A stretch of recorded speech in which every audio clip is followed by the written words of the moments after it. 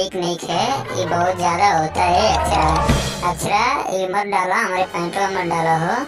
तू तो कहत रू कि जवानी खाली पौन सिंह खाती बनल बा, ई कौनो अंडो फंडो भन्ना लूटी। अब का हो गई, अब तू ई कौना कौना कौना परेशानी के तू हमरा से बदला लेते रुए। अक्षरा छोड़ दो। अरे ना ए अक्षरा, इनकरा के मत छोड़िया।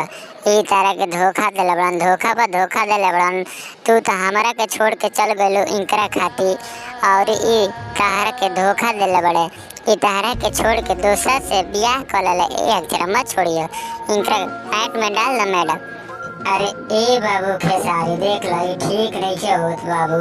पहले तो तू ही प्यार कइले रहला, तू ही सब खइले बड़ा, ओकरा बादे से तो हम बानी।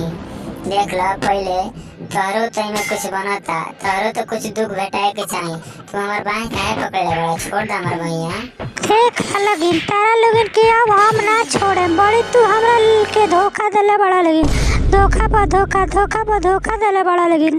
पवनऊ तारा प्यार में हम का ना कह दनी ये पवनऊ, फिर भी तू हमरा के धोखा देले बड़ा।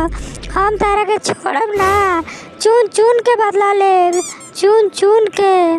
तारा चक्कर में हमार 2.25 किलो के दिल टूट के बिखर गइल। अब हमरा से कोनो लड़कियों नहीं से पटते पवन।